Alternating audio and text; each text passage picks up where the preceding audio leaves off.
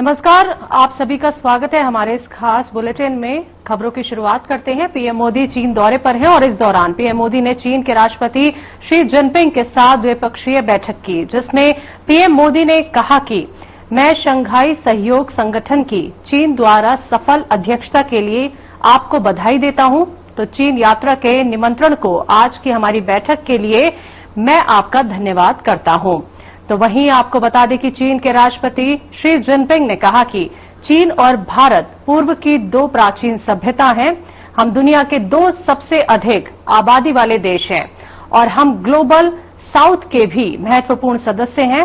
तो जिनपिंग ने आगे कहा कि हम दोनों अपने लोगों की भलाई में सुधार लाने, विकासशील देशों को एकजुटता और कायाकल्प को बढ़ावा देने और मानव समाज की प्रगति को बढ़ावा देने की ऐतिहासिक जिम्मेदारी निभाते हैं।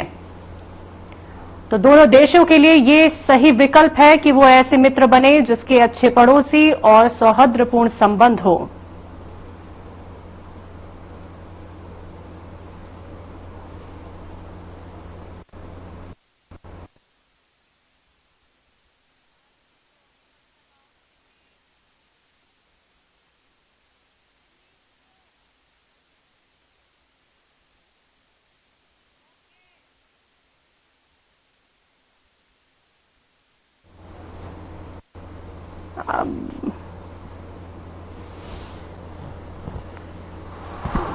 वो दिखेगी ही।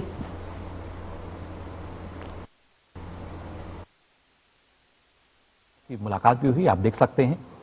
और उसके बाद द्विपक्षीय बैठक फिलहाल चल रही है। क्या कुछ इस बैठक में निकल कर आएगा, कितनी अहम बातें, महत्वपूर्ण मुद्दे जिन पर फिलहाल यहां चर्चा हो रही है, उसके बारे में भी आपको लगातार हम जानकारी देंगे, बताएंगे क्या कुछ महत्वपूर्ण चर्चा इस दौरान हुई है द्विपक्षीय बैठक के दौरान।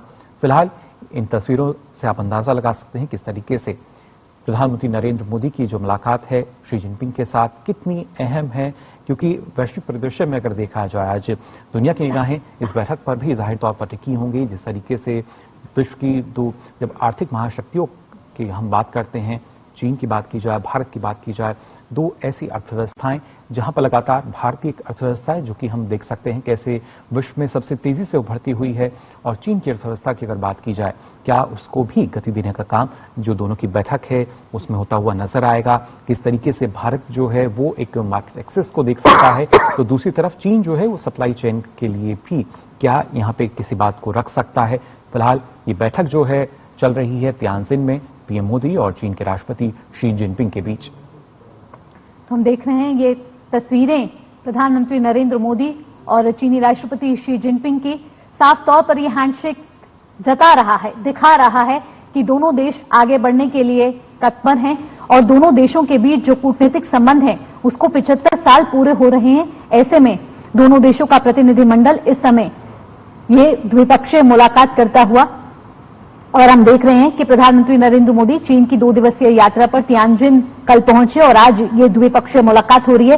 कल मुख्य तौर पर एससीओ समिट होने वाली है, उससे पहले ही इस मुलाकात को कई मायनों में खास माना जा रहा है, बेहद ही ऐतिहासिक ये मुलाकात मानी जा रही है। ऐसे वैश्विक परिदृश्य में जब एक नया ग्लोबल वर्ल्ड ऑर्डर कहीं ना कहीं बनता हुआ नजर आ रहा है, जहां प्रधानमंत्री नरेंद्र मोदी और चीनी राष्ट्रपति शी जिनपिंग के बीच मुलाकात, एक तरफ जब अमेरिका ट्रंप टैरिफ के जरिए दोनों देशों पर एक तनाव बनाने की कोशिश करता हुआ, ऐसे में प्रधानमंत्री नरेंद्र मोदी भारत और चीन एक साथ मिलकर मंथन करते हुए कि कैसे दोनों देशों के बीच द्विपक्षीय संबंधों को मजबूत किया जाए, आर्थिक तौर पर दोनों देशों के बीच कैसे मजबूती लाई जाए। ये दोनों ऐसे अहम संबंध हैं जिनको दोनों देश चाहते हैं कि आगे बढ़े। साथ ही साथ बैठक में मोदी और शी जिनपिंग के भारत चीन आर्थिक संबंधों का जायजा लेने, साथ ही पूर्वी लद्दाख में जिस तरीके से सीमा विवाद के बाद रिश्ते में हमने देखे थे कि उतार चढ़ाव आए थे, उसको दूर करने के उपायों पर विचार विमर्श करने की संभावना जताई जा रही है। आपको बता दें कि मोदी अपने 2 देशों की यात्रा के दूसरे और अंतिम चरण में जापान से अब चीन के तियानजिन पहुंचे हैं। बिल्कुल, प्रधानमंत्री कल पहुंचे, उसके बाद हमने देखा किस तरीके से उनका भव्य स्वागत। और आज की जो द्विपक्षीय बैठक है, ये अपने आप में काफी महत्वपूर्ण, वो तमाम मुद्दे जिनको शायद इसमें रखा जा सकता है, उन पर हमने अपने जो खास मेहमान हमारे साथ जुड़े हैं उनसे भी हमने चर्चा की कि ये ऐसे महत्वपूर्ण मुद्दे हैं जिन पर शायद जो बातचीत है वो हो सकती है, क्योंकि एक आपसी सहयोग जो है वो किस तरीके से बेहतर हो सकता है। और भारत की जिस तरह की नीति रही है, फिर चाहे हम पड़ोसी देश होने के नाते बात करें या जो भारत की नई विदेश नीति की बात की जाए, दोनों ही लिहाज से भारत और चीन के जो रिश्ते हैं वो और किस तरीके से प्रगाढ़ होते हुए नजर आएंगे, और कैसे दोनों देशों की बेहतरी के लिए जो खासतौर से अहम मुद्दे हैं जिन पर यहाँ चर्चा हो रही है, उनका जो परिणाम है वो अब से कुछ देर बाद सामने निकल कर आएगा। ये जानकारी कि कौन कौन से ऐसे विषय जिनको लेकर चर्चा हुई इस द्विपक्षीय बैठक के दौरान।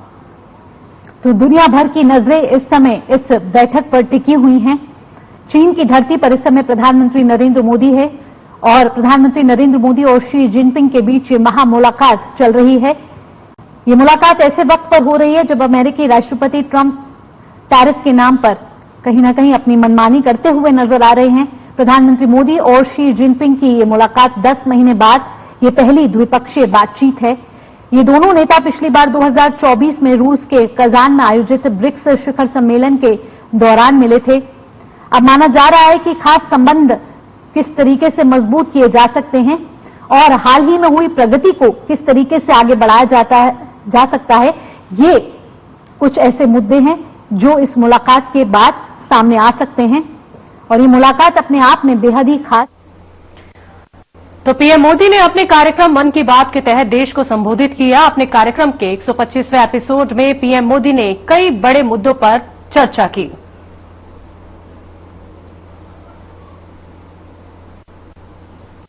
प्राकृतिक आपदाएं देश की कसौटी कर रही हैं। पिछले कुछ हफ्तों में हमने बाढ़ और भूस्खलन का बड़ा कहर देखा है। कहीं घर उजड़ गए, कहीं खेत डूब गए, परिवार के परिवार उजड़ गए। पानी के तेज बहाव में कहीं पुल बह गए, सड़कें बह गई, लोगों का जीवन संकट में फंस गया। इन घटनाओं ने हर हिंदुस्तानी को दुखी किया है। जिन परिवारों ने अपने प्रियजन खोए, उनका दर्द हम सबका दर्द है। जहां भी संकट आया, वहां के लोगों को बचाने के लिए हमारे एनडीआरएफ, एसडीआरएफ के जवान, अन्य सुरक्षा बल, हर कोई दिन रात जुटे रहे। जवानों ने तकनीक का सहारा भी लिया है। थर्मल कैमरे, लाइव डिटेक्टर, स्नीफर डॉग्स और ड्रोन सर्विलेंस, ऐसे अनेक आधुनिक संसाधनों के सहारे राहत कार्य में तेजी लाने की भरपूर कोशिश की गई।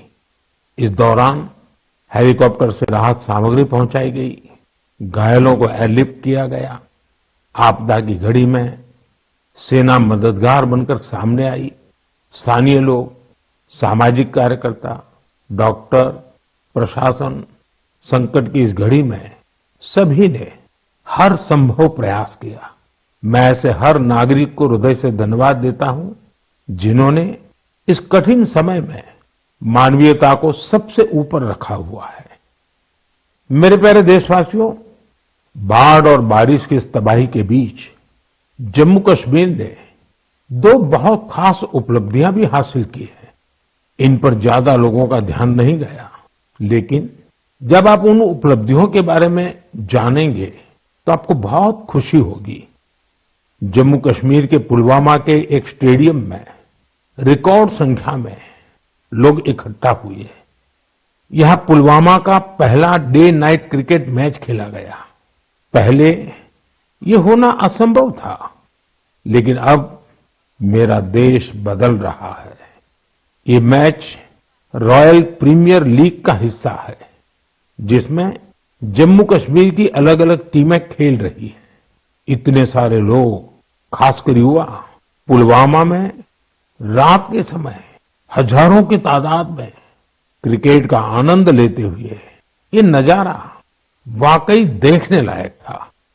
साथियों, दूसरा आयोजन जिसने ध्यान खींचा वो है देश में हुआ पहला खेलो इंडिया वाटर स्पोर्ट्स फेस्टिवल। और वो भी श्रीनगर की डल झील पर हुआ। सचमुच ऐसा उत्सव आयोजित करने के लिए ये कितनी खास जगह है। इसका उद्देश्य है जम्मू कश्मीर में वाटर स्पोर्ट्स को और लोकप्रिय बनाना। इसमें पूरे भारत से 800 से अधिक एथलीट्स ने हिस्सा लिया। महिला एथलीट्स भी पीछे नहीं रही, उनकी भागीदारी भी लगभग पुरुषों के बराबर थी। मैं उन सभी खिलाड़ियों को बधाई देना चाहता हूं जिन्होंने इसमें भाग लिया। विशेष बधाई मध्य प्रदेश को, जिसने सबसे ज्यादा मेडल जीते। उसके बाद हरियाणा और उड़ीसा का स्थान रहा। जम्मू कश्मीर की सरकार और वहां की जनता की आत्मीयता और मेहमान नवाजी की मैं भूरी भूरी प्रशंसा करता हूं। साथियों, इस आयोजन से जुड़े अनुभव को आप तक पहुंचाने के लिए मैंने सोचा है कि ऐसे 2 खिलाड़ियों से भी बात करूं जिन्होंने इसमें हिस्सा लिया। उनमें से एक है ओडिशा की रश्मिता साहू और दूसरे हैं श्रीनगर के मोहसिन अली। आइए सुनते हैं वो क्या कहते हैं। रश्मिता जी नमस्ते। नमस्ते सर। जय जगन्नाथ। जय जगन्नाथ सर। रश्मिता जी, सबसे पहले तो आपको खेल जगत में सफलता के लिए बहुत बहुत बधाई। Thank you sir. रश्मिता, हमारे श्रोता आपके बारे में और आपकी खेल यात्रा के बारे में जानने के लिए बहुत उत्सुक है। मैं भी बहुत उत्सुक हूँ, बताइए। सर, मैं रश्मिता साहू हूँ, उड़ीसा से, और मैं कैनोइंग प्लेयर हूँ। मैं 2017 से कोर्स ज्वाइन किया था, कैनोइंग शुरू किया था, और मैं नेशनल लेवल में नेशनल चैंपियनशिप और नेशनल गेम्स में पार्टिसिपेट किया हूँ। मेरा 41 मेडल से 13 गोल्ड, 14 सिल्वर और 14 ब्रॉन्ज मेडल सर। इस खेल की रुचि कैसे बनी? सबसे पहले किसने आपको इस तरफ प्रेरित किया? आपके परिवार में खेल का वातावरण है क्या? उत्तर प्रदेश की खबरों में वक्त एक छोटे से ब्रेक का, जल्द वापस लौटेंगे।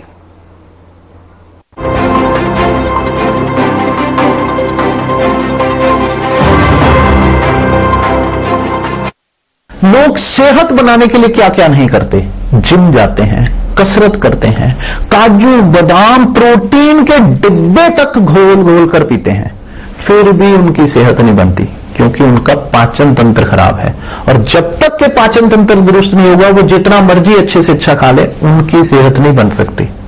इसलिए हमारी संस्था सन्यासी आयुर्वेदा ने एक ऐसी दवा का निर्माण किया है जो कि आपके लिवर को, आपके पाचन तंत्र को दुरुस्त करने का काम करती है, ताकि आप जो भी खाएं उसका पूरे का पूरा निचोड़ आपके शरीर को लगे, आपकी भूख बढ़े, खाया पिया सही से लगे, नया खून बने, हड्डियों में जान आए, वजन बढ़े और आप मोटे तगड़े खूबसूरत पर्सनैलिटी के मालिक बन जाए।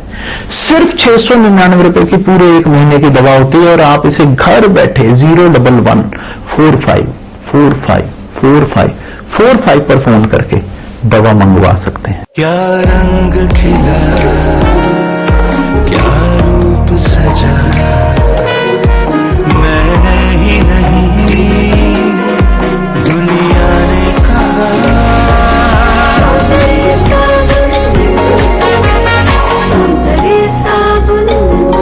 आधी आबादी को पूरा अधिकार देने के अभियान में साथी और सहयोगी की भूमिका में है डबल इंजन सरकार। यशस्वी प्रधानमंत्री नरेंद्र मोदी के मार्गदर्शन एवं मुख्यमंत्री योगी आदित्यनाथ के प्रयासों ने उत्तर प्रदेश की नारी का किरदार कैसे बदला, इसका दर्पण है मिशन उन्नति। इसके अंतर्गत एक सूचकांक विकसित किया गया है, जिससे सरकारी प्रयासों से हो रहे महिला सशक्तिकरण को मापा जा सकता है। महिला आर्थिक सशक्तिकरण सूचकांक WEE इंडेक्स के अनुसार उत्तर प्रदेश ने पिछले 8 वर्षों में महिला श्रम बल में हर वर्ष वृद्धि दर्ज की।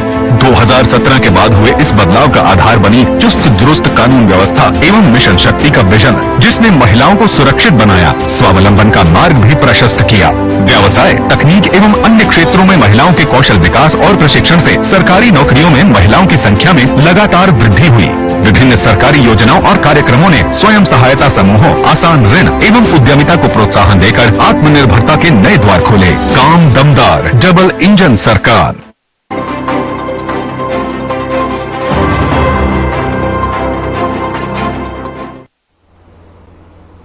ब्रेक के बाद एक बार फिर से आप सभी का स्वागत है। बात करते हैं अगली खबर की। लखनऊ के भागीदारी भवन में विमुक्त जाति दिवस समारोह का आयोजन किया गया, जिसमें सीएम योगी आदित्यनाथ ने शिरकत की। सीएम योगी ने संबोधित करते हुए कहा कि विमुक्त जातियों के लिए लगातार काम किया, बिना भेदभाव के योजनाओं का लाभ सभी तक पहुंचाया जा रहा है। इसी के साथ सीएम योगी ने कहा कि घुमंतु जातियों के लिए बोझ बनाने की जरूरत है। सीएम योगी ने और क्या कुछ कहा, आइए आपको सुनवाते हैं। वास्तव में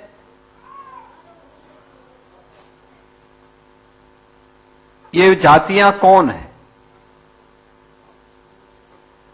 ये वे जातियां हैं जिन्होंने देश के अंदर विदेशी हमलों को रोकने के लिए एक योद्धा के रूप में काम किया था।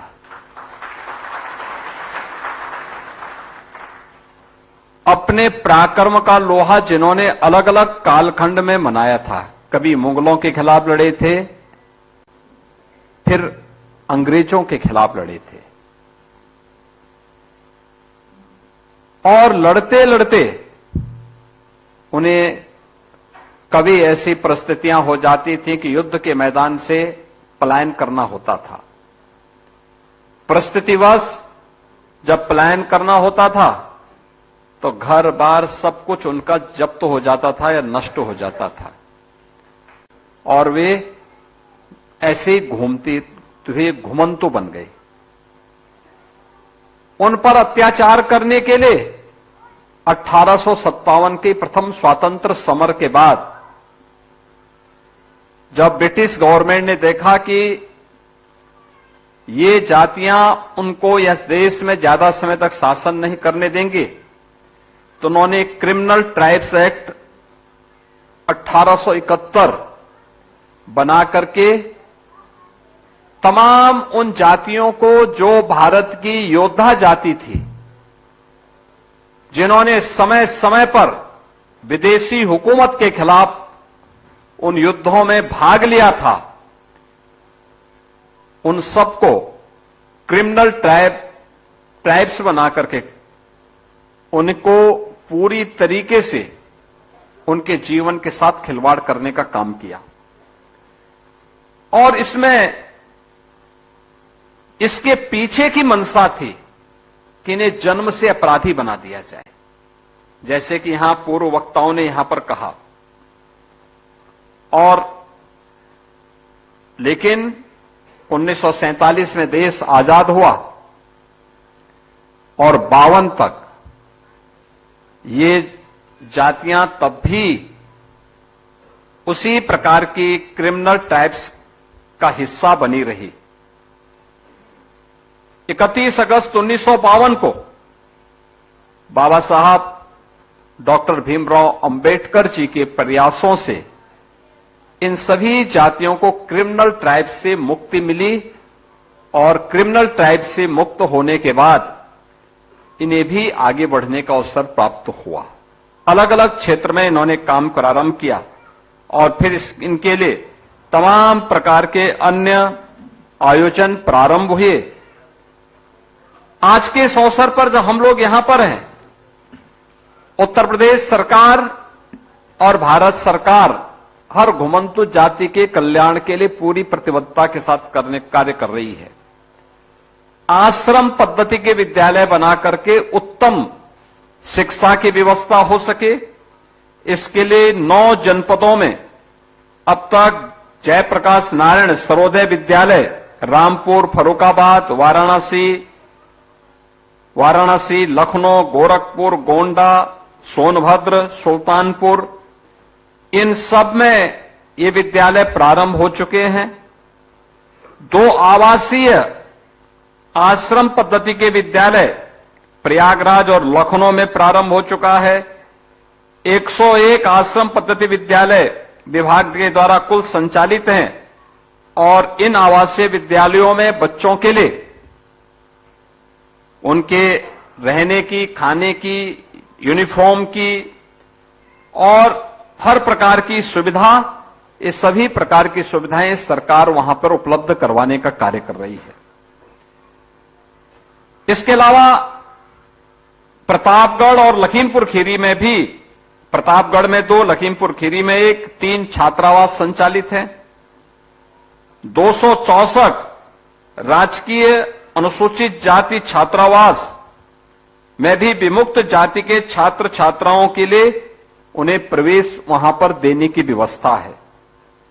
और सरकार के द्वारा राजकीय उन्नयन बस्ती योजना के अंतर्गत कानपुर में, मुरादाबाद में और लखीमपुर में भूमि आवंटन का काम भी उन लोगों के लिए किया गया है जिन्हें कभी क्रिमिनल टैक्स घोषित करके जन्म से अपराधी घोषित करने की जो दुष्प्रवृत्ति थी, उसको उन सभी जातियों के विमुक्ति के दिवस के अवसर पर सबसे पहले एक कार्यक्रम।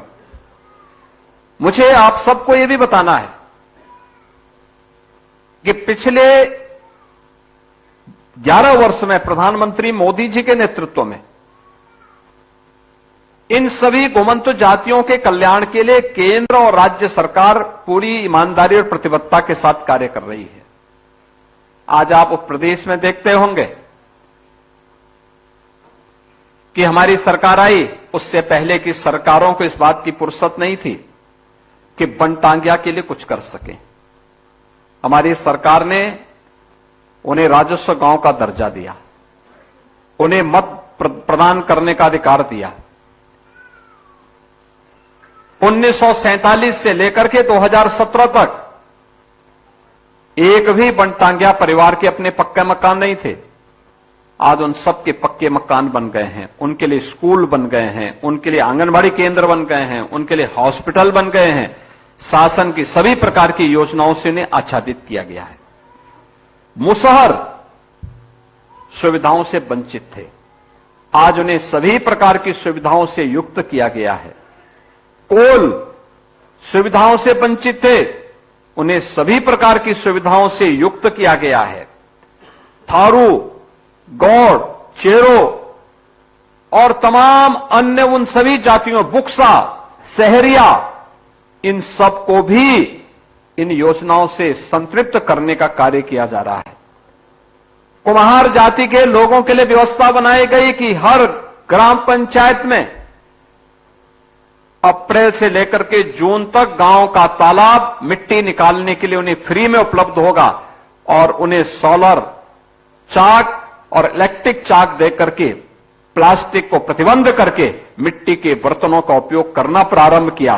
परिणाम है आज प्रजापति समुदाय के लोगों को भी अच्छा आमदनी शुरू हुई। निषादों के कल्याण के लिए भी जिस गांव का है, समिति जहां की है, वहां का पट्टा उन्हें प्राथमिकता के आधार पर प्राप्त हो सके, उनके लिए तमाम प्रकार की स्कीम, आवास की स्कीम भी बनाई गई। उनके लिए नौका प्रदान करने की कार्रवाई भी प्रारंभ हुई। ये अनेक कार्यक्रम आज प्रारंभ हुए हैं। श्री संजय निषाद जी उसको लेकर के लगातार प्रयासरत हैं, काम कर रहे हैं। राजभर समुदाय के कल्याण के लिए भी आपने देखा होगा, महाराज सुहेल देव के नाम पर बहराइच में एक भव्य स्मारक बना हुआ है, स्मारक बनाया गया। और आजमगढ़ में महाराज सुहेल देव के नाम पर विश्वविद्यालय का निर्माण भी कर दिया गया है। यह पहली बार हो रहा है। बेटी के जन्म लेने से लेकर के शादी ब्याह होने तक, बेटी के जन्म से लेकर के स्नातक तक की पढ़ाई के लिए 25,000 रुपए का पैकेज सरकार देती है। और शादी के लिए योग्य हुई बेटी 1 लाख रुपए मुख्यमंत्री सामूहिक विवाह योजना में उस बेटी के कन्यादान के लिए सरकार उपलब्ध करवाती है। सरकार की योजना का परिणाम है कि आज योजनाओं का लाभ बिना भेदभाव के प्रत्येक व्यक्ति को मिल रहा है, बिना भेदभाव के। राशन की सुविधा का हो, मकान की सुविधा का हो, शौचालय की सुविधा का हो, पेंशन की सुविधा का हो या सरकारी नौकरी में सुविधा का। आपने देखा होगा अभी उत्तर प्रदेश पुलिस में भर्ती हुई, भर्ती में घुमंत जातियों से जुड़े हुए भी तमाम युवक और युवतियां भर्ती हुई हैं जिन्हें सरकारी नौकरी मिल गई। पहले कोई पूछता नहीं था, अब सरकारी नौकरी मिल रही है। इन सभी जातियों के कल्याण के लिए सरकार पूरी प्रतिबद्धता के साथ कार्य कर रही है, जिसमें हम आज भी इस बात को देखते हैं। नट है, बंजारा है, बाबरिया है, सांसी है, कंजर है, कालबेलिया है, ये सभी ऐसी जातियां हैं जिनके कल्याण के लिए कार्य किए जाने की आवश्यकता है। और आज मैं यहां पर श्री असीम अरुण जी से कहूंगा कि इन जो जातियां अभी वंचित रह गई हैं, सुविधाओं से वंचित हैं, उनके लिए जमीन के पट्टे मिले, उनके लिए मतदान की सुविधा हो, जैसे हम लोगों ने अन्य जातियों को आच्छादित करना प्रारंभ किया, सेचुरेशन के लक्ष्य को प्राप्त किया है। ऐसे उत्तर प्रदेश की खबरों में अभी के लिए इतना ही। मुझे दीजिए इजाजत। नमस्कार।